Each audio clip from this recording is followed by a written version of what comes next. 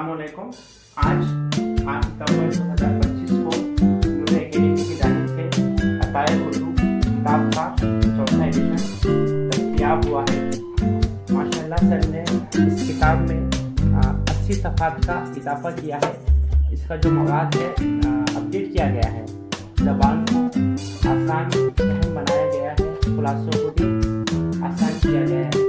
अल्लाह ताला से दुआ है कि अल्लाह ताला इस किताब के ज़रिए तमाम उर्दू के तलबा को उनकी जो भी ख्वाहिशें हैं, जो भी उनके अज़ाम में मुस्तक़बिल जो बनना चाहते हैं, उसको पूरा करें। और इस किताब के सर को रहमान सर को अजीम नसीब फरमाए और इनकी काविशों को कबूल फरमाए और मज़ीद उर्दू की राह में इनको तरक्की के इनके रास्ते को आसान फरमाए।